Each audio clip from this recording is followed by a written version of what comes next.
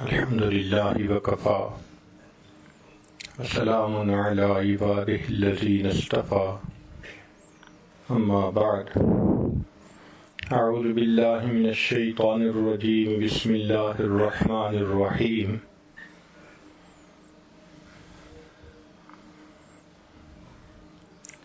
وَإِذَا تُلِيَتْ عَلَيْهِمْ آيَاتُهُ زَادَتْهُمْ إِيمَانًا سبحان ربك رب العزة عما يصفون وسلام على المرسلين والحمد لله رب العالمين اللهم صل على سيدنا محمد وعلى آل سيدنا محمد وبارك وسلم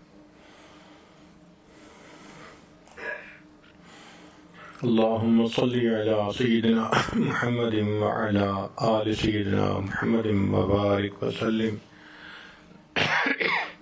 اللهم صل على سيدنا محمد وعلى آل سيدنا محمد وبارك وسلم اللہ رب العزت نے انسان کو اپنی تخلیق کا شاہکار بنایا ہے،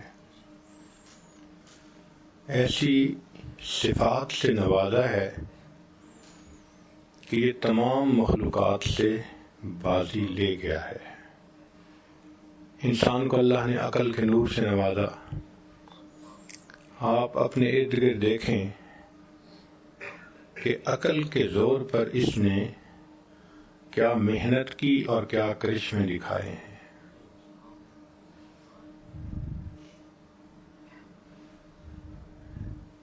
لوہے پر محنت کی تو لوہا قیمتی، مٹی پر محنت کی تو مٹی قیمتی۔ جس چیز پر انسان نے محنت کی وہی چیز قیمتی بن گئی۔ اس کی مثال یوں سمجھ لیجئے کہ سلیکون ریت کو کہتے ہیں۔ سلیکون سے آج ایسے انٹیگریٹڈ سرکٹ بنائے جا رہے ہیں کہ ان کی قیمت ہم وزن سونے سے بھی زیادہ ہوتی ہے۔ یعنی آئی سی سرکٹ کی قیمت اس کے وزن کے حساب سے دیکھیں تو برابر کے وزن کا سونا سستا اور وہ انٹیگریٹڈ سرکٹ مہنگا۔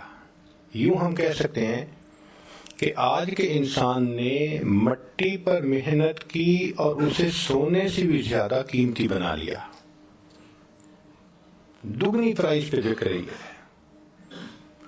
تو جب مٹی پہ محنت کرو وہ سونے سے دگنی قیمتی بن جاتی ہے، انسان اگر اپنے آپ پر محنت کرے یہ اللہ کی نظر میں کیوں نہیں قیمتی بنے گا؟ آج آپ ہوائی جہاز کو ہوا میں اڑتا دیکھتے ہیں، ٹنوں کے حساب سے وزن لے کے جا رہا ہے انسان۔ اگر تو نے لوہے پر محنت کی اور لوہے کو پرواز نصیب ہو گئی، اگر تو اپنے اوپر محنت کرے تو تجھے کیوں نہیں روحانی پرواز نصیب ہوگی؟ مگر آج ہماری محنت کا رخ باہر کی طرف ہے، اندر کی طرف نہیں ہے۔ اس لیے باہر ہر طرف ترقی ہو رہی ہے، نئی سے نئی چیزیں بن رہی ہیں۔ مکان دیکھو تو پہلے سے زیادہ خوبصورت، گاڑیاں دیکھو تو پہلے سے زیادہ اعلیٰ، جس چیز کو دیکھو وہ پہلے سے بہترین بنتی چلی جا رہی ہے۔ لیکن اگر انسان اپنے آپ کو دیکھے تو اس کے اندر انسانیت پہلے کی نسبت گھٹتی چلی جا رہی ہے۔ ڈھونڈنے والا ستاروں کی گزرگاہوں کا اپنے افکار کی دنیا میں سفر کر نہ سکا، جس نے سورج کی شعاؤں کو گرفتار کیا زندگی کی شب تاریک سحر کر نہ سکا۔ ساری دنیا کو کمکموں سے روشن کرنے والا انسان من میں اندھیرا لیے پھرتا ہے۔ اپنے ہی من میں اندھیرا ہے تو باہر کی روشنی کا کیا فائدہ ہوگا؟ تو محنت کا میدان صرف مادہ نہیں ہے، انسان کو اپنا دل یہ محنت کا میدان بنانا چاہیے تاکہ اپنے اندر سے صفات نکلیں۔ یہ جو ہمارے مشائخ دل پر محنت کرواتے ہیں، اس کا کیا مقصد ہے؟ کہ اے انسان تیرے اندر اللہ نے خوبصورتی رکھی ہے، اس اندر کی خوبصورتی کو تو باہر نکال دے۔ انسان مائنز پہ محنت کرتا ہے نا تو گولڈ نکالتا ہے، کاپر نکالتا ہے، قیمتی چیزیں نکالتا ہے۔ ایسے اپنے دل کی زمین پر محنت کرے تو کہیں اندر سے خوش خلقی نکلے گی، کہیں سے عاجزی نکلے گی، کہیں سے اندر سے ہمدردی نکلے گی، کہیں سے پاک دامنی نکلے گی۔ یہ چیزیں ہیں جو انسان کو اللہ کی نظر میں قیمتی بنا دیتی ہیں۔ تو ذکر و سلوک کی محنت سے انسان اندر کی خوبصورتی کو باہر نکالنے میں کامیاب ہو جاتا ہے۔ یہ کوئی الگ چیز نہیں ہے، انسان کے اندر، اور ہر انسان کے اندر یہ خیر موجود ہے۔ ہر انسان میں اللہ نے یہ چیز رکھی ہے۔ چنانچہ نبی السلام نے ارشاد فرمایا الناس معادن، انسانوں کی مثال معادن کہتے ہیں مائنز کو، مختلف مائنز جو نکلتی ہیں ان کی مانند ہے، کمعادن الذهب والفضہ، جیسا کہ سونے اور چاندی کی کان ہوتی ہے۔ تو ہر انسان اگر محنت کرے تو کوئی سونے جیسا، کوئی چاندی جیسا، کوئی تانبے جیسا، ہر ایک انسان میں خوب اچھائیاں ہیں۔ ہم اپنے اوپر محنت نہیں کرتے، ہمیں فرصت نہیں ملتی۔ ہم اپنے باہر کی دنیا میں محنت کرنے میں اس قدر مصروف ہوتے ہیں کہ اپنے بارے میں بیٹھ کر سوچنے کی فرصت نہیں ہوتی۔ آپ بتائیں ہم دن کا کتنا حصہ بیٹھ کر یہ سوچتے ہیں کہ آگے میرا کیا بنے گا؟ ہر انسان دنیا میں پریشان ہے کہ میرے مرنے کے بعد میرے بچوں کا دنیا میں کیا بنے گا۔ ہر انسان پریشان ہے کہ میرے مرنے کے بعد میرے بچوں کا کیا بنے گا۔ کبھی یہ بھی سوچا کہ بچوں کے مرنے کے بعد بچوں کا کیا بنے گا؟ اس اینگل سے نہیں سوچتے۔ تو آخرت کے نقطۂ نظر سے ہم نہیں سوچتے، فرصت نہیں ہوتی۔ تو ہمیں چاہیے کہ ہم اپنے اوپر محنت کریں۔ مشائخ نے لکھا ہے کہ اگر انسان چند چیزوں پر غور کرے تو اس میں چند چیزیں زیادہ ہو جاتی ہیں۔ مثال کے طور پر اللہ تعالیٰ کی نشانیوں پر غور کرے تو اللہ تعالیٰ کی عظمت سامنے آتی ہے، اللہ تعالیٰ کی ذات کے اوپر یقین بڑھ جاتا ہے۔ اللہ کی نشانیوں پر غور کریں۔ مثال کے طور پر اللہ رب العزت نے فرمایا کہ میں ہر مخلوق کو رزق پہنچاتا ہوں۔ آپ غور کریں تو آپ ایسی ایسی مثالیں دیکھیں گے کہ یقین بڑھے گا کہ اللہ تعالیٰ ہمیں بھی رزق پہنچائیں گے۔ سید سکتی رحمۃ اللہ علیہ ایک بزرگ تھے، جوانی کی عمر میں انہوں نے محسوس کیا کہ میری یہاں پر کوئی کام کاج کرنے کی روٹین ٹھیک نہیں، میں ذرا کسی بڑے شہر جاتا ہوں، کام کروں گا، زیادہ مجھے کچھ پیسے ملیں گے تو آسانی ہو جائے گی۔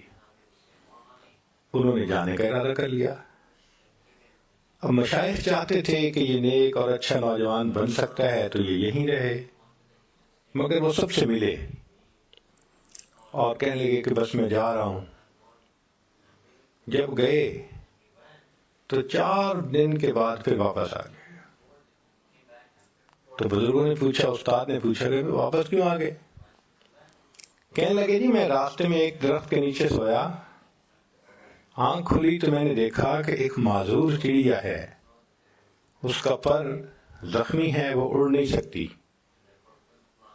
اور وہ بیٹھی ہوئی ہے، اور ایک صحت مند چڑیا اپنے منہ میں دانہ لے کے آتی ہے اور اس معذور چڑیا کے منہ میں ڈال دیتی ہے۔ تو میں نے دل میں سوچا کہ جو پروردگار عالم معذور چڑیا کو پال رہے ہیں تو میں تو صحت مند انسان ہوں، مجھے تو ضروری پالیں گے۔ اس لیے میں واپس آ گیا۔ ہمارے ایک دوست میڈیکل ڈاکٹر تھے، وہ ایک مرتبہ اپنے بچوں کو لے کر پہاڑوں کی طرف گئے چھٹیاں گزارنے کے لیے۔ وہاں ان کو ایک خوبصورت پتھر نظر آیا، بالکل گول، بڑا پیارا کلر تھا اس کا. تو جب بچے نے دیکھا اس نے کہا موم وہ دیکھو کتنا پیارا پتھر ہے. اس نے کہا اچھا بیٹا یہ جو ہمارا ڈرائنگ روم ہے نا اس کلر کے ساتھ یہ میچ کر رہا ہے، تو اٹھا لو، ہم اس کو وہاں پہ نا ڈیکوریشن کے طور پہ اور میموری کے طور پہ اس کو رکھیں گے. وہ کہتے ہیں وہ آدھے کلو کا پتھر تھا، گول قسم کا، اٹھا لیا، ہم اپنے گھر لے کے آئے.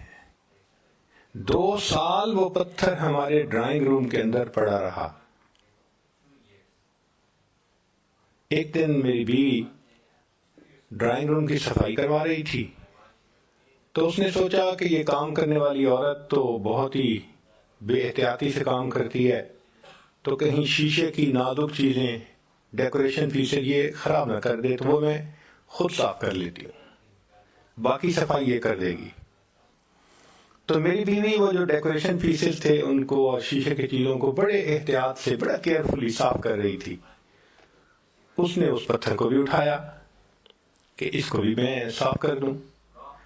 جیسے اس نے ہاتھ میں اٹھایا، اللہ کی شان کہ وہ پتھر سلپ ہوا اور نیچے فرش پہ گر گیا. اور جیسے ہی نیچے گرا تو اس کے 2 ٹکڑے ہوئے. تو میری وائف نے دیکھا کہ اندر سے وہ ہالو تھا اور اس کے اندر ایک کیڑا تھا. اس کیڑے نے فرش کے اوپر چلنا شروع کر دیا. حیران رہ گئے کہ یا اللہ 2 سال یہ ہمارے گھر میں پتھر پڑا رہا ہے، اس کیڑے کو آپ نے بند پتھر کے اندر رزق کیسے پہنچایا ہوگا؟ تو نے پتھر میں کیڑے کو پالا، خشک مٹی سے سبزہ نکالا. یہ تیرا ہے جہاں، یہ زمین آسماں اے خدایا، کس نے تیری حقیقت کو پایا. اللہ تعالیٰ رزق پہنچا دیتے ہیں، ہر مخلوق کو رزق پہنچ رہا ہے. انسان کا تو پیٹ اتنا چھوٹا 2 روٹی سے بھر جاتا ہے. ایسی بھی مخلوق ہے جو منوں کے حساب سے کھاتی ہے. ہاتھی شاید ایک دن میں ٹنوں کے حساب سے کھا جاتا ہوگا. اللہ ان کو بھی رزق دے رہے ہیں. سبحان اللہ. تو جو پروردگار سمندر کی مخلوق کو رزق دیتے ہیں، ہوا کی مخلوق کو رزق دیتے ہیں، مٹی کی مخلوق کو رزق دیتے ہیں، وہ پروردگار انسان کو بھی تو رزق عطا فرمائیں گے. پھر انسان رزق کی خاطر کیوں جھوٹ بولتا ہے؟ کیوں کسی کو دھوکہ دیتا ہے؟ کیوں کسی کے مال پہ بری نظر جماتا ہے؟ کیوں چوری کرتا ہے؟ جب رزق ہمیں مل کے رہے گا، اللہ نے فیصلہ کر دیا، تو ہمیں چاہیے کہ ہم امانت داری اور دیانتداری کی زندگی گزاریں. یقین نہیں ہے، دل میں یقین کی کمی ہے، تو اللہ تعالیٰ کی نشانیوں پہ غور کریں تو پھر یقین بڑھ جاتا ہے. ہم لوگ ایک مرتبہ امریکہ میں ایک ایکویریم دیکھنے کے لیے گئے. اس میں مچھلیاں ہی مچھلیاں. اللہ، وہ کوئی 5 سٹوریڈ ایکویریم تھا اور اس کی چھت کے اوپر انہوں نے ایک جنگل بنایا ہوا تھا، یعنی مٹی ڈال کے اس میں بڑھ کے درخت، بڑے بڑے درخت لگائے ہوئے تھے 5ویں منزل پہ. اور اس میں انہوں نے ڈولفن اور ویلز اور یہ بھی رکھی ہوئی تھی. عجیب و غریب مخلوق اللہ کی. خیر، کہنے کی بات یہ ہے کہ اس میں ایک جگہ لکھا ہوا تھا کہ بلو ویل اپنی زندگی میں اتنا تیرتی ہے کہ پورا سفر اگر اس کا جمع کریں تو 10 ٹائم کروز ٹورڈ مون اس کا بن سکتا ہے. یعنی انسان 10 مرتبہ چاند پہ جا کے واپس آئے تو جتنا سفر کرے گا، بلو ویل اپنی زندگی میں اتنا تیرتی ہے. تو اس کو پڑھ کے میں کھڑا ہو گیا اور بلو ویل کے بارے میں مزید پڑھنا شروع کر دیا. تو انہوں نے لکھا کہ اس وقت دنیا میں جتنے جاندار ہیں، بلو ویل ان میں سب سے زیادہ بڑی ہے. بہت بڑا سائز لکھا ہوا تھا. کتنا بڑا سائز ہے؟ لکھا ہوا تھا کہ 200 پاؤنڈ اس کا وزن روزانہ بڑھتا ہے. 200 پاؤنڈ تو بندے کا وزن نہیں ہوتا. اب جس مخلوق کا وزن 200 پاؤنڈ ڈیلی بڑھ رہا ہے اس کا اپنا وزن کتنا ہوگا؟ اتنے میں وہاں کام کرنے والا جو سٹاف تھا، ایک آفیسر آ گئے. تو میں نے ان کو روک کے پوچھا، میں نے کہا یہ ٹھیک لکھا ہوا ہے بھئی؟ ممکن ہے 20 پاؤنڈ بڑھتا ہو اور اشاریہ لگانے میں غلطی ہو گئی ہو. اس نے پڑھا تو مسکرایا. مجھے کہنے لگا سر ہم نے بہت محتاط فگر لکھی ہے 200، ادروائز میری اسٹڈی کے مطابق اس کا وزن 200 پاؤنڈ سے بھی زیادہ روزانہ بڑھتا ہے. اللہ اس کو بھی تو رزق دیتے ہیں، اور پتہ ہے اس کا رزق کیا ہے جو آنکھوں سے نظر نہیں آتا. آپ آنکھ سے نہیں دیکھ سکتے. سمندر کے پانی کے اندر مائکرو آرگنیزم ہوتا ہے، بہت چھوٹے چھوٹے جاندار بیکٹیریا ٹائپ، جن کو آپ مائکروسکوپ سے تو دیکھ سکتے ہیں، کھلی آنکھ سے نہیں دیکھ سکتے. اب اگر وہ زیادہ بڑھ جائیں تو سمندر کا پانی جو ہے وہ زیادہ بدبودار اور گندا ہو جائے. اللہ نے اس کی کلیننگ کے لیے بلو ویل کو بنا دیا. بلو ویل کیا کرتی ہے کہ پانی اپنے اندر کھینچتی ہے، اور اس کے اندر ایک جیسے سیمی پرمیبل سکرین ہوتی ہے، اس طرح کی جھلی بنی ہوتی ہے، اس سے پانی گزارتی ہے. تو جو بیکٹیریا ہے وہ اس جھلی کے اوپر رہ جاتا ہے، پانی صاف نکل جاتا ہے. جیسے آپ چائے کو چھلنی میں سے نکالتے، وہ بیکٹیریا جو اتنا چھوٹا ہے بلو ویل اس کو کھاتی ہے. اللہ اکبر کبیرہ. وہ پروردگار جو دنیا کی سب سے بڑی مخلوق کو ایسے رزق سے پالتے ہیں جو آنکھوں سے نظر نہیں آتا. اے انسان، تجھے اپنے رزق کے بارے میں کیا پریشانی لگی ہوئی؟ اللہ تعالی ہمیں بھی رزق پہنچائیں گے. ہمارا کام ہے نیکی کے ساتھ محنت کرنا، رزق اللہ پہنچا دیتے ہیں. آپ ذرا غور کیجئے، نبی علیہ السلام نے اپنے جوانی کے عمر میں تجارت کا سفر فرمایا. خدیجہ الکبریٰ رضی اللہ تعالی عنہا کا تجارتی مال تھا اور قافلہ تھا، وہ لے کر گئے، مال بیچا اور دگنے تگنے پروفٹ پہ وہ بکا. تو خدیجہ الکبریٰ رضی اللہ تعالی عنہا نے اپنے ایک غلام کو بھی ساتھ کر دیا تھا کہ یہ واپس آ کر مجھے ذرا صحیح حالات سنائے گا. اب پروفٹ کو دیکھ کے اس کو یقین نہ ہوا، اتنا پروفٹ پہلے تو کبھی بھی نہیں ہوا. کیا وجہ بنی تھی؟ کہ نبی علیہ السلام کے پاس مال تھا مگر پرایا تھا. مال تھا مگر پرایا تھا. مگر نبی علیہ السلام کے پاس صداقت اپنی تھی، دیانت اپنی تھی، عدالت اپنی تھی. نبی علیہ السلام نے اپنی ان صفات کو پرائے مال پر لگایا، اللہ نے اس کو تگنا چوگنا کر دیا. اے انسان، تو اپنی ان صفات کو اپنے مال پہ لگائے گا، اللہ تیرے مال میں برکت کیوں نہیں عطا فرمائیں گے؟ تو اللہ تعالیٰ کی نشانیوں پر غور کرنے سے انسان کے اندر یقین بڑھتا ہے اللہ تعالیٰ کی ذات کے ساتھ. دوسری بات کہ اللہ تعالیٰ کی نعمتوں پر غور کرنے سے اللہ تعالیٰ کے ساتھ محبت بڑھتی ہے. اللہ تعالیٰ نے ہمیں کتنی نعمتوں سے نوازا ہے، ہم گن بھی نہیں سکتے. ایک مرتبہ حرم میں ایک آدمی کو میں نے دیکھا، اس کے دونوں بازو اس کے کندھے سے کٹے ہوئے تھے اور وہ نماز پڑھ رہا تھا. یقین جانو اس کو دیکھ کے آنسو تھمتے نہیں تھے. میں سوچتا ہی رہا، یا اللہ یہ اپنا چہرہ کیسے دھوتا ہوگا، یہ کھانا کیسے کھاتا ہوگا، یہ کپڑے کیسے بدلتا ہوگا، اللہ رات کو سوئے ہوئے اس کے جسم سے اگر کمبل اتر جاتا ہوگا، یہ کمبل کیسے اوپر پھر لیتا ہوگا۔ پھر اس وقت احساس ہوا اللہ آپ نے جو یہ نعمت ہمیں بن مانگے عطا فرمائی، ہم نے اس نعمت کو گناہوں میں استعمال کر لیا۔ اللہ تعالی ہمیں بینائی نہ دیتے ہم اندھے ہوتے، گویائی نہ دیتے ہم گنگے ہوتے، سماعت نہ دیتے ہم بہرے ہوتے، رزق نہ دیتے ہم بھوکے ہوتے، پانی نہ دیتے ہم پیاسے ہوتے، کپڑے نہ دیتے ہم ننگے ہوتے، اللہ تعالیٰ صحت نہ دیتے ہم بیمار ہوتے، اللہ تعالیٰ اولاد نہ دیتے لاولد ہوتے، گھر نہ دیتے بے گھر ہوتے، اگر اللہ تعالیٰ ہمیں علم نہ دیتے ہم جاہل ہوتے، اگر اللہ تعالیٰ ہمیں عزت نہ دیتے ہم ذلیل ہوتے۔ اے انسان، تو جو عزتوں بھری زندگی گزار رہا ہے، یہ تیرے مالک کا کرم اور احسان ہی تھا۔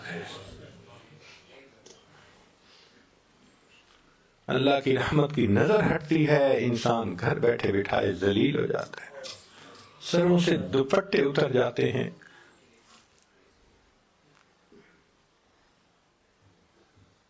اللہ اکبر کبیرہ۔ ایک وقت ہوتا ہے مٹی کو ہاتھ لگائے سونا بنتی ہے، اور جب دن پلٹتے ہیں پھر کہتے ہیں حضرت آج تو سونے کو بھی ہاتھ لگائیں تو مٹی بن جاتا ہے۔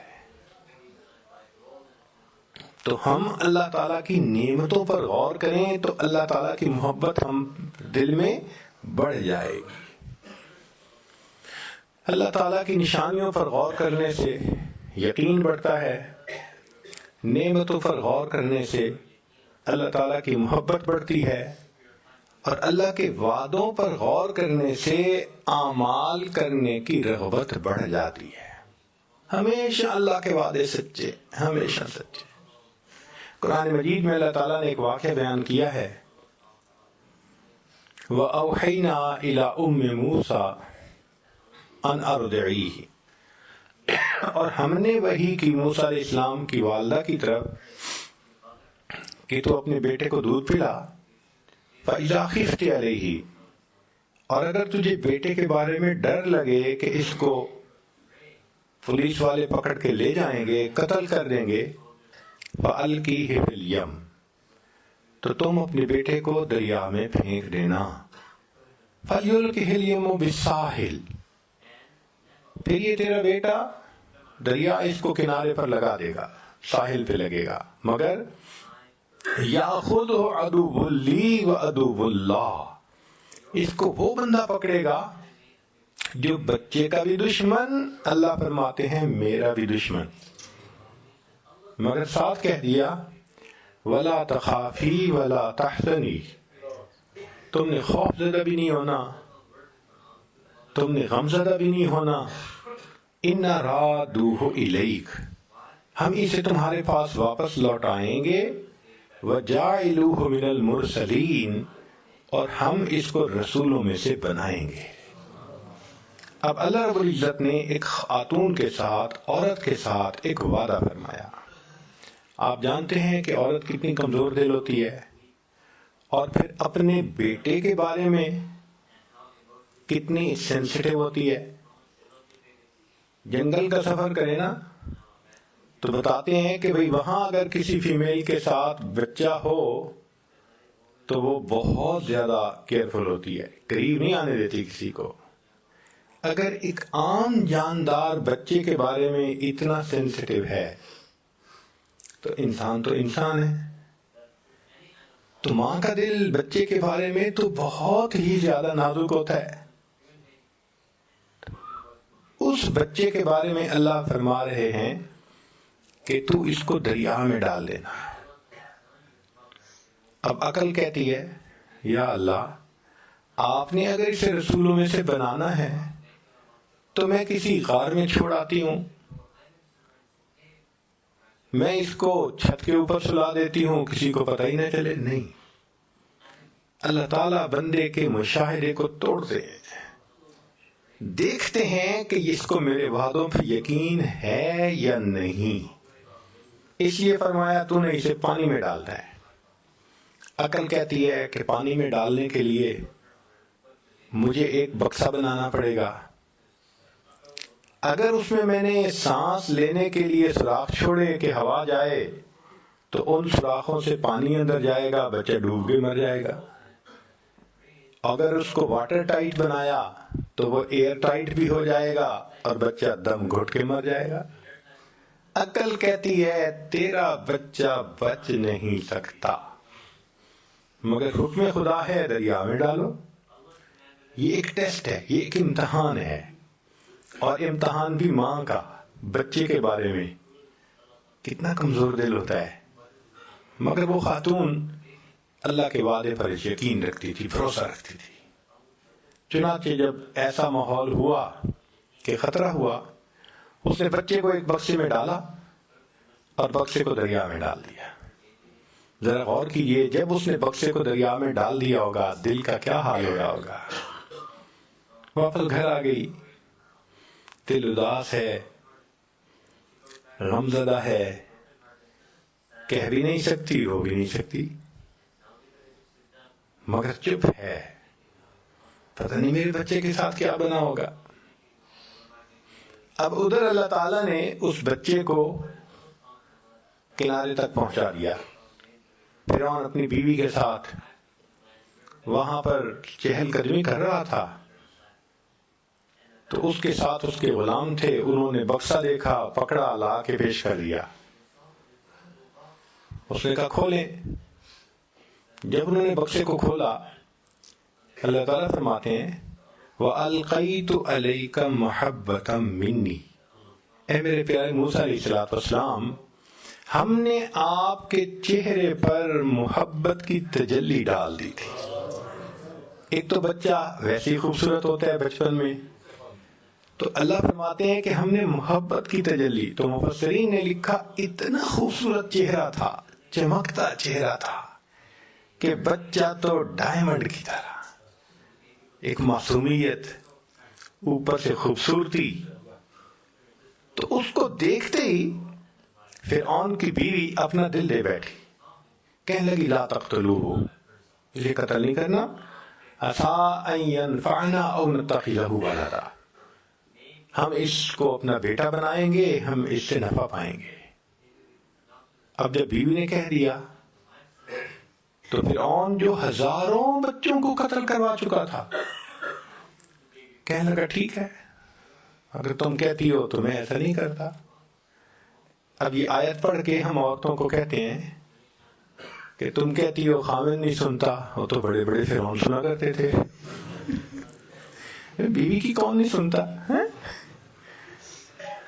تو وہاں پر بیوی نے کہہ دیا لا تقتلو، اس کو قتل نہیں کرنا، ہم بیٹا بنائیں گے۔ تو فرعون نے دین اینڈ دیئر ڈیسیژن لے لیا، ہم نے اسے قتل نہیں کرنا، ہزاروں کو قتل کروا چکا ہے۔ دیکھو اللہ نے کیسے بچے کو بچایا۔ اب جب بیٹا بنا لیا،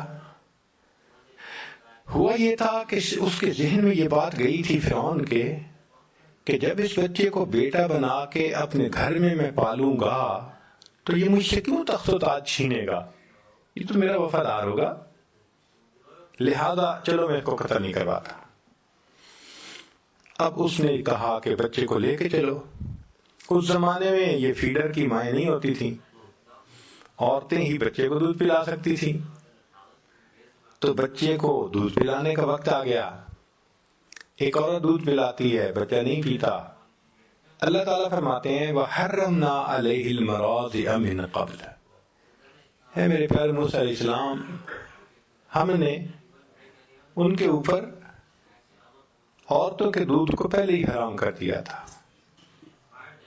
یعنی وہ سوٹ نہیں کرتا تھا اس بیبی کو، لہذا جو عورت آتی دودھ فیڈ کرتی وہ نہیں پیتا، دودھ فیڈ کرنے لگتی وہ بچہ نہیں لیتا۔ تو فرعون نے کہا کہ بھائی ذرا اعلان کرو کہ جتنی بھی عورتیں دودھ پلانے والی ہیں وہ آئیں اور ذرا آ کے دیکھیں۔ رات گزر گئی، بچے نے کسی کا دودھ ایکسیپٹ نہیں کیا، فرعون کو نیند بھی آ رہی ہے، تھکا ہوا بھی ہے. اب وہ وش کرتا ہے کہ کسی عورت کا دودھ یہ ایکسپٹ کرے تو ہمارا مسئلہ حل ہو. مگر بچہ رو رہا ہے، بیوی سے رونا نہیں دیکھا جاتا، اور اس سے بیوی کی پریشانی نہیں دیکھی جاتی، اور عورتیں آ رہی ہیں مگر ان کا دودھ بچہ قبول نہیں کرتا. ساری رات گزر گئی. اللہ تعالیٰ فرماتے ہیں وَأَصْبَحَ فُؤَادُ أُمِّ مُوسَىٰ فَارِغًا. اور موسیٰ علیہ السلام کی والدہ نے جو رات گزاری بڑے بےتابی میں، اور اس نے غم زدہ دل کے ساتھ صبح کی. ان کادت لتبدی بہ لولا ان ربطنا علی قلبها. اگر ہم اس کے دل کو گرا نہ دیتے تو وہ تو اپنا راز کھول بیٹھتی. کیا مطلب؟ رو لیتی، لوگوں کو پتہ چل جاتا کہ وہ گمشدہ بچہ اسی کا ہے. اللہ فرماتے ہیں ہم نے دل کو گرا دے دی، تسلی دے دی. وہ روئی نہیں مگر غمزدہ تو تھی. صبح اٹھ کے بیٹی سے کہنے لگی، موسیٰ علیہ السلام کی جو بہن تھی، لڑکپن میں تھی وہ بھی، بیٹی جاؤ ذرا دیکھو بھائی کس حال میں ہے. وہ بچی دوڑی ہوئی گئی اور اس نے جا کے وہاں جو حالات دیکھے کہ ایک عورت دودھ پلانے لگتی ہے، بچہ نہیں قبول کرتا، پھر دوسری دودھ پلاتی ہے، پھر تیسری، ایک لائن لگی ہوئی ہے. تو جب اس نے یہ دیکھا تو اس نے فرعون کو کہا هل ادلکم علی اہل بیت یکفلونہ لکم وہم لہ ناصحون. کیا میں تمہیں ایسے گھر والوں کے بارے میں نہ بتاؤں کہ جو اس کی کفالت بھی کریں گے، دودھ بھی پلائیں گے اور بڑے ہمدرد بھی ہوں گے. تو فرعون کے دل میں کھٹکا تو ہوا، کیوں یہ کہہ رہی ہے؟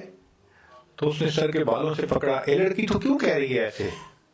اس نے کہا جی ہم آپ کی رعایا ہیں، ہم آپ کی خیر خواہی نہیں کریں گے تو کون کرے گا؟ اس نے کہا بات تو ٹھیک ہے، لے آؤ جس کو لاتی ہو. موسیٰ علیہ السلام کی بہن دوڑی ہوئی آئی اور آ کے امی چلو چلو بچہ دودھ نہیں پی رہا. تو ماں آ گئی. اب جب ماں نے دودھ پلایا تو موسیٰ علیہ السلام نے پینا شروع کر دیا، بچے نے فوراً پینا شروع کر دیا. ایک شور مچ گیا، ایک عورت کا دودھ بچے نے ایکسپٹ کر لیا. وہ فرعون کو تو پہلے ایگزرٹ ہو چکا تھا، ایگزاسٹڈ تھا، سونا چاہتا تھا. وہ بدبخت تو سننا چاہتا تھا کہ بچہ دودھ قبول کرے تو میری جان چھوٹے. جب اس کو نیوز ملی نا، کہنے لگا ہاں بالکل ٹھیک ہے، اس عورت کو جانے نہیں دینا، میں سونے جا رہا ہوں. لو جی، عورت کو گھر میں رکھ لیا گیا. عورت دودھ پلاتی ہے، بچہ خوشی سے پی لیتا ہے. اب بچہ خوش ہو کے ہنستا ہے، کھیلتا ہے، سب بہت مطمئن ہے. تیسرا دن ہوا تو موسیٰ علیہ السلام کی والدہ نے فرعون سے کہا کہ دیکھو بھائی، اپنا گھونسلہ اپنا، کچا ہو یا پکا، میں تو اس محل میں نہیں رہ سکتی، میں تو اپنے گھر واپس جا رہی ہوں.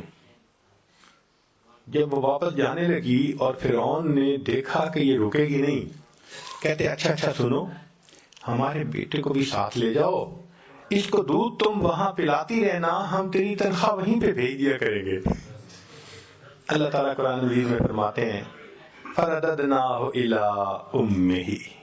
ہم نے اسے لوٹا دیا اس کی ماں کی طرف، کئی تقرّ عَيْنُهَا، تاکہ اس کی آنکھیں ٹھنڈی ہوں، وَلَا تَحْزَنْ، اور وہ غم زدہ نہ ہو، وَلِتَعْلَمْ، اور وہ جان لے أَنَّ وَعْدَ اللَّهِ حَقٌّ، اللہ کے وعدے سچے ہیں، وَلَٰكِنَّ أَكْثَرَهُمْ لَا يَعْلَمُونَ. ہم بندے نہیں سمجھتے، واقعی اللہ کے وعدے تو سچے ہوتے ہیں. آپ کہیں گے جی بڑی دور کی مثال ہے، قریب کے زمانے کی مثال دیکھنی ہے تو نبی علیہ السلام کی مثال دیکھ لیجیے. مکہ مکرمہ میں شروع میں کیا حالات تھے؟ جو کلمہ پڑھتا تھا اسی کو مار پڑتی تھی، کسی کے سینے پہ چٹان رکھ دی جاتی تھی، کسی کو ریت پہ گھسیٹا جاتا تھا، کسی کو مارا جاتا تھا. سمیہ رضی اللہ عنہ کی ایک ٹانگ کو ایک اونٹ کے ساتھ رسے سے باندھا، دوسری ٹانگ کو دوسرے اونٹ سے، اور دونوں اونٹوں کو مخالف سمت میں انہوں نے بھگایا، اور ان کی پوری باڈی جو تھی وہ درمیان میں سے شیئر آف ہو گئی. ایسی تکلیفیں ان کو دیتے تھے. خود نبی علیہ السلام مسجد میں نماز پڑھ رہے ہیں، اونٹ کی اوجڑی گندگی سے بھری ہوئی اوپر ڈال دی، اتنی وزنی تھی کہ نبی علیہ السلام اٹھ نہیں سکتے تھے. پتہ چلا تو سیدہ فاطمہ زہرا لانا آئیں، بیٹی آئیں، جو بھی تھیں سیدہ زینب شاہ تھیں، تو انہوں نے آ کے اس کو ہٹایا، تب نبی علیہ السلام نے اٹھ کر دوبارہ نماز مکمل کی۔ ابو بکر لعنہ کو مارا گیا، خود نبی علیہ السلام کے مبارک گلے میں چادر ڈال کے گھسیٹنے کی کوشش کی گئی۔ یہ حال تھا ابتدا میں، کنڈی دے کے کلمے کی تعلیم کر رہے تھے، اور اس پر بھی ابو جہل نے بیٹھ کے پروگرام بنایا کہ ان کو قتل کرو، جان چھڑاؤ۔ 100 اونٹ کا انعام متعین کر دیا۔ اب بتائیں کیا حالت ہے کہ کسی کے سامنے اظہار نہیں کر سکتے، مسجد میں آ کے نماز پڑھ نہیں سکتے، اپنے دین کی دعوت دینی کتنی مشکل بن گئی۔ اور اس وقت اللہ تعالیٰ وعدہ فرماتے ہیں کہ اے میرے حبیب صلی اللہ علیہ وسلم، آپ یہاں سے ہجرت کر جائیے، ان الذی فرض علیک القرآن لرادک الی معاد، جس ذات نے آپ پہ قرآن کو نازل کیا وہ آپ کو دوبارہ اسی جگہ پر واپس لوٹائے گا۔ یقین نہیں آتا آنکھوں کو، عقل سوچنے سے عاجز ہے۔ جہاں ہر گھر میں دشمن ہیں، اپنے دشمن بن گئے ہیں اور جان کے پیاسے بن گئے ہیں، یہاں اللہ فرماتے ہیں کہ ہم تمہیں لوٹائیں گے۔ تو اللہ کے حبیب صلی اللہ علیہ وسلم نے ہجرت کا ارادہ کر لیا اور بیت اللہ پر آخری نظر ڈالی، اور بیت اللہ پر نظر ڈالتے ہوئے محبوب صلی اللہ علیہ وسلم کی آنکھوں میں آنسو تھے۔ فرمایا بیت اللہ، میں تجھے کبھی نہ چھوڑتا، اس شہر کے لوگ مجھے یہاں رہنے نہیں دیتے۔ آنسوؤں کے ساتھ آپ صلی اللہ علیہ وسلم رخصت ہوئے اور مدینہ طیبہ آئے۔ اب کافروں کو اپنی طاقت پہ اتنا ناز تھا کہ وہ چپ کر کے بیٹھ جاتے، بھئی چلو یہ مخالف تھے چلے گئے، مکہ خالی ہو گیا۔ نہیں، وہ 400 کلومیٹر دور پھر لڑنے کے لیے آ گئے، اتنا ان کو طاقت میں ناز تھا۔ پھر اللہ تعالیٰ کی شان دیکھیں، چند سال گزرے کہ بالآخر ہجرت کے 10 سال کیا ہوا، نبی علیہ السلام فاتح مکہ بن کر مکہ مکرمہ میں داخل ہو رہے ہیں اور فرماتے ہیں الحمدللہ وحدہ، سب تعریفیں اللہ کے لیے ہیں، نصر عبدہ، اس نے اپنے بندے کی مدد کی، وحزم الاحزاب وحدہ، اور اس ایک اللہ نے سب کو شکست عطا فرمائی۔ اللہ نے فاتح بنا کر واپس لوٹا دیا۔ اللہ کے وعدے سچے۔ تو اللہ تعالیٰ کے وعدوں پر غور کریں تو انسان کے دل میں عمل کرنے کا جذبہ بڑھ جاتا ہے۔ پھر اللہ تعالیٰ کی وعیدوں پر غور کریں تو خوف خدا زیادہ ہو جاتا ہے۔ اللہ تعالیٰ کی وعیدیں، یعنی اللہ تعالیٰ نے جو اپنے عذاب کے بارے میں بتایا ہے نا کہ جو انسان گناہ کرے گا تو میرا ایسے عذاب آئے گا، اس پہ غور کرے۔ ہم نے اپنی زندگی میں دیکھا ہے، جس کو شراب کی عادت پڑی اس کی زندگی میں بربادی آنکھوں سے دیکھی گئی۔ جس بندے کو زنا کی عادت پڑی وہ مختلف بیماریوں کا لازمن مجموعہ بنا۔ حدیث پاک میں آتا ہے جو زنا کرتا ہے اس کی عمر گھٹا دی جاتی ہے۔ تو جس نے گناہ کا راستہ اختیار کیا بالآخر برباد ہوا، دنیا کی بھی ذلت، آخرت کی بھی ذلت۔ تو اللہ تعالیٰ کی وعیدوں پر غور کریں۔ اللہ اکبر کبیر۔ ایک واقعہ میں آپ کو سناتا ہوں، بات مکمل کرتا ہوں۔ ایک گزٹڈ آفیسر، 22 گریڈ کا آدمی، سیکٹری لیول کا، منسٹر کے ساتھ جو کام کرتے ہیں، بڑے اختیارات ہوتے ہیں ان کے، اور وہ اگر رشوت لینے والے ہوں تو پھر ان کے پاس ملینز ہوتے ہیں۔ ایسا ہی ایک آدمی تھا، پرسنالٹی بھی بہت امپریسو تھی، تعلیم بھی بہت تھی، اور اس کے پاس رشوت کا مال بھی کروڑوں میں تھا۔ اس نے اپنا گھر بنایا ایک کالونی میں، قدرتاً مسجد بالکل قریب تھی۔ جب وہ شفٹ ہو گیا تو رویا ہوا تھا، تو مسجد میں فجر کی اذان ہوئی، اس کی آنکھ کھل گئی. اس نے کہا یہ کیا مسئلہ ہے، یہ روز میری نیند خراب کیا کرے گا. اس نے اگلے دن مؤذن کو بلوایا اور کہا کہ بھئی تم جو ہے اسپیکر پہ مت اذان دیا کرو. مؤذن نے نمازیوں کو بتایا، تو نمازیوں نے کہا بھائی ہم بوڑھے ہیں، ہم تو گھڑی بھی نہیں دیکھ سکتے، اذان کے انتظار میں ہوتے ہیں، اذان ہوتی ہے تو ہم مسجد میں آتے ہیں اور ساری مسلمانوں کی آبادی ہے، کیا مسئلہ ہے تمہیں، کیوں تم اذان نہیں دیتے؟ انہوں نے کہا نہیں، تم اذان دو لاؤڈ اسپیکر میں فجر کی، کوئی بات نہیں. اگلے دن اس نے پھر اذان دی. اب یہ آفیسر صاحب جن کو اپنی طاقت کا، اختیارات کا، پیسے کا اتنا ناز تھا، یہ دن میں اٹھا، اس نے مؤذن کو بلوایا، ایک تھپڑ لگایا. تو یہ کہا نہیں تھا کہ اذان نہیں دینی اسپیکر میں، کیوں دی؟ اس نے کہا جی سارے محلے والے چاہتے ہیں کہ میں دوں، میں کس کی مانوں کس کی نہ مانوں. بس اس بندے کا یہ عمل ایسا اللہ کو ناپسند ہوا کہ میری عظمت کی آواز لگتی ہے اور اس کی نیند خراب ہوتی ہے. لو جی، چند دن کے اندر اس گزٹڈ آفیسر صاحب کے اوپر فالج کا اٹیک ہو گیا، دونوں ہاتھ یوں. اب جب دونوں ہاتھ بیکار ہو گئے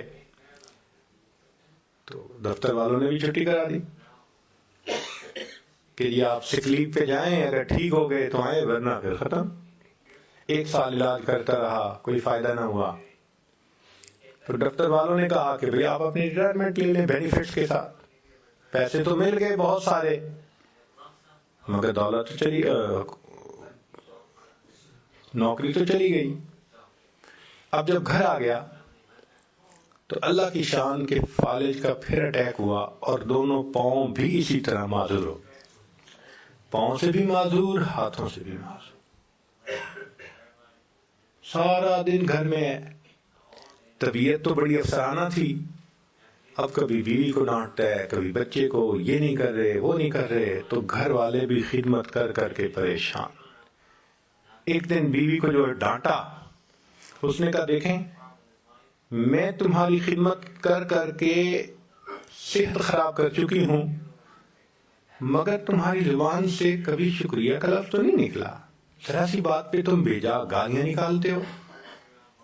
اب اگر تم نے مجھے گالیاں نکالی نا تو میں امی ابو کے گھر چلی جاؤں گی. اس نے اور گالیاں نکالی، وہ بچوں کو لے کے گھر چلی گئی اکیلا. اس نے اپنے بھائی کو پیغام بھیجا کہ بھائی بیوی تو مجھے چھوڑ کے چلی گئی، تو تم جو ہے میرے کیئر ٹیکنگ کرو. تو بھائی نے اسے اپنے گھر بلوا لیا. بھائی کی بیوی بچے وہ سب اس کی خدمت کرتے، مگر طبیعت تو بگڑی ہوئی تھی نا، شاہانہ طبیعت تھی، افسرانہ طبیعت تھی. غصہ کرنا، ڈانٹنا، گالی نکالنا وہ تو معمول تھا. وہاں بھی اس نے یہی حساب کیا. تو ایک دن بھائی کی بیوی کو جو گالی نکالی تو اس نے اپنے خامن سے کہا کہ یا اسے گھر میں رکھ لو یا پھر مجھے رکھ لو.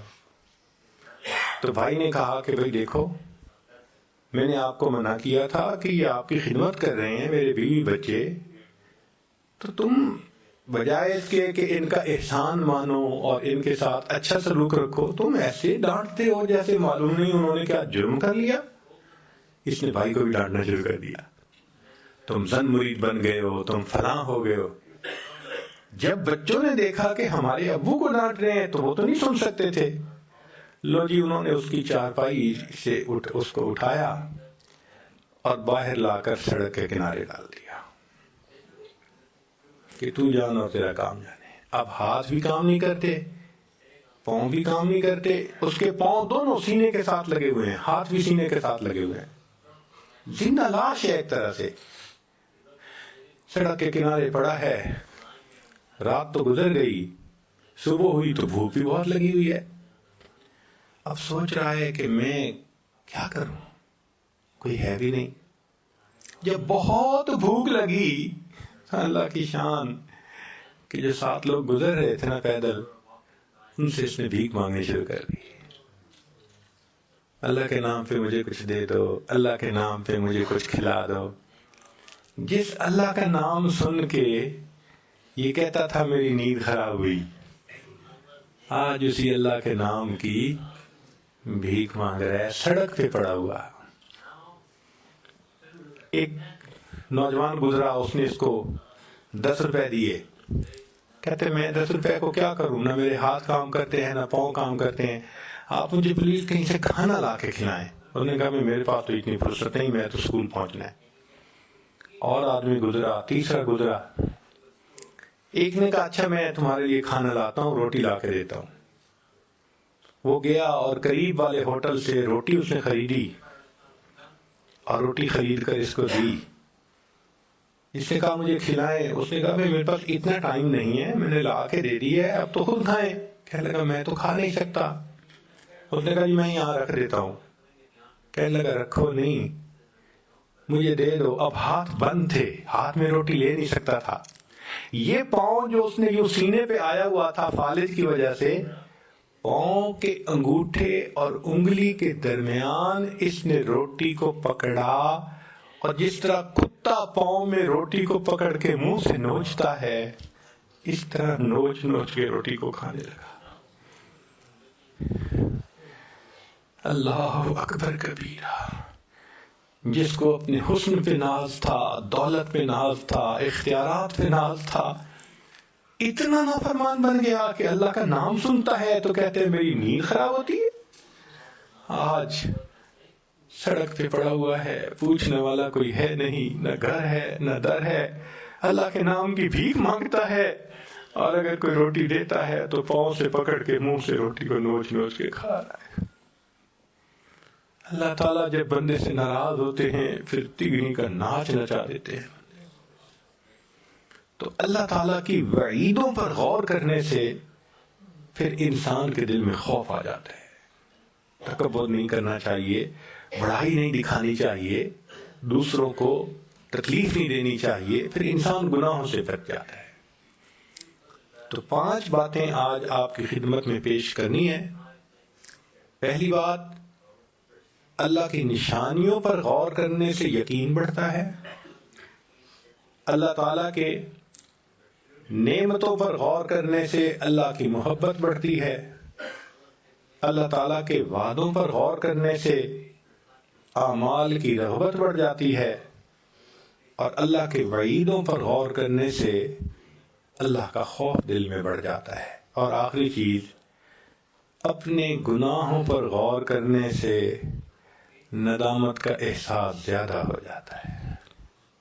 ہم اگر دیکھیں ہم نے کیا کیا گناہ کیے اور رب کریم نے نقد سزا تو نہیں دی، پھر ہمارے گناہوں کو چھپایا، اور گناہوں کے باوجود اللہ نے لوگوں کی زبانوں سے پھر تعریفیں کروائیں۔ اللہ آپ کتنے حلیم ہیں، کتنے کریم ہیں۔ اللہ اکبر۔ ہم گناہوں پہ گناہ، گناہوں پہ گناہ۔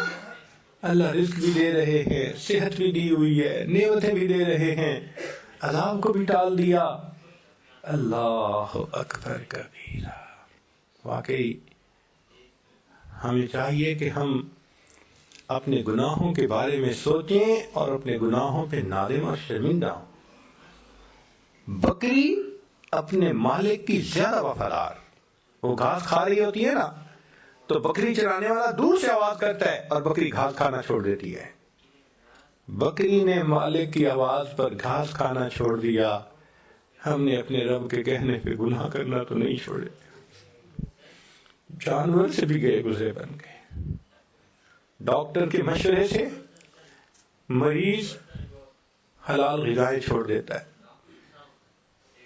جی مجھے کریم چیزیں نہیں کھانی، جی مجھے ہائی کولیسٹرول چیزیں نہیں کھانی، جی مجھے یہ میٹ نہیں کھانا، فلاں نہیں کھانا۔ ڈاکٹر کے کہنے پہ اگر مریض کھانے چھوڑ دیتا ہے، اللہ کے کہنے پہ ہم حرام چیزوں کو کھانا کیوں نہیں چھوڑ، حرام چیزوں کو پینا کیوں نہیں چھوڑ سکتے؟ جانوروں سے بھی گئے گزرے بن گئے۔ تو انسان نیکی کرے تو اللہ کی مدد آئے گی، گناہ کرے تو پھر اللہ کی طرف سے پکڑ آئے گی۔ اس لیے حضرت مفتی محمد شفیع رحمۃ اللہ علیہ نے ایک عجیب بات لکھی ہے، فرماتے ہیں کہ اے انسان تو جتنا چاہے گناہ کر، اے انسان تو جتنا چاہے گناہ کر، اگر اللہ نے تیری اسی زندگی کو جہنم نہ بنا دیا تو یاد رکھنا۔ اور واقعی ایسا ہوتا ہے، ہم دیکھتے ہیں جو گناہوں میں پڑتے ہیں نا، ایسا الجھتے ہیں کہ اپنی زبان سے کہتے ہیں جی اس جینے سے تو مر جانا بہتر ہے، اب تو مر جاتا تو اچھا تھا۔ تو پھر کیا بہتر نہیں کہ ہم گناہوں کو ہی چھوڑ دیں تاکہ اللہ کی مدد ہمارے ساتھ آ جائے؟ تو اللہ تعالی ہمیں گناہوں سے بچنے کی، نیکوکاری کی زندگی گزارنے کی توفیق عطا فرمائے۔ وآخر دعوانا ان الحمد للہ رب العالمین۔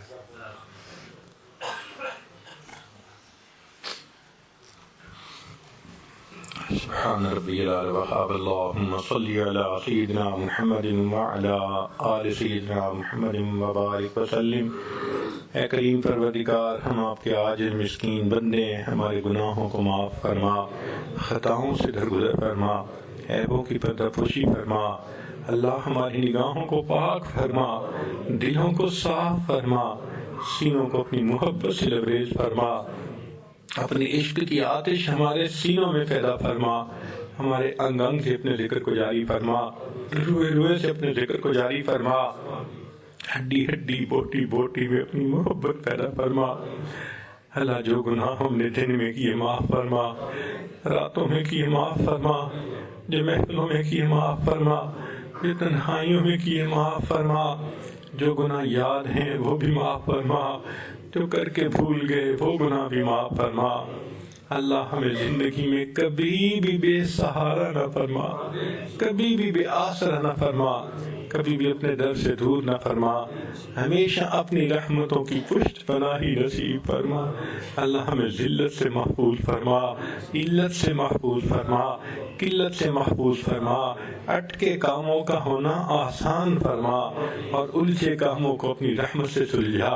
اے کریم آقا، ہماری پریشانیوں کو دور فرما، ہمیں نیک نیک اعمال کی توفیق عطا فرما۔ رب کریم، بچہ پریشان ہوتا ہے، ماں باپ تیسر دوڑتا ہے، اور بندہ پریشان ہوتا ہے تو پروردگار کی طرف لوٹتا ہے۔ اے بے کسوں کے دستگیر، اے ٹوٹے دلوں کو تسلی دینے والے، اے خالی جھولیوں کو بھر دینے والے، اللہ ہم نے بھی جھولیاں پھیلائی ہیں، اپنی رحمت سے بھرپور فرما۔ اللہ رحمت کا معاملہ فرما، جو مانگا عطا فرما، جو نہیں مانگا ہمارے لیے بہتر ہے ہمیں وہ بھی عطا فرما۔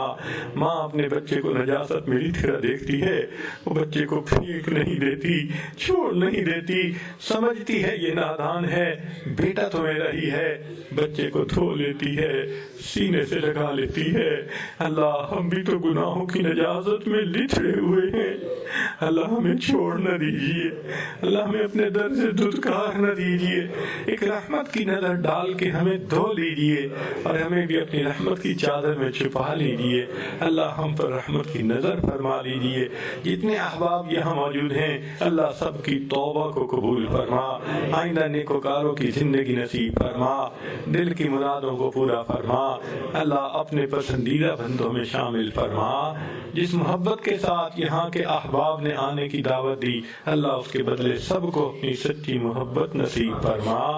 صلی اللہ تعالی علی حبیبہ سیدنا محمد وآلہ واصحابہ اجمعین برحمتک یا ارحم الراحمین۔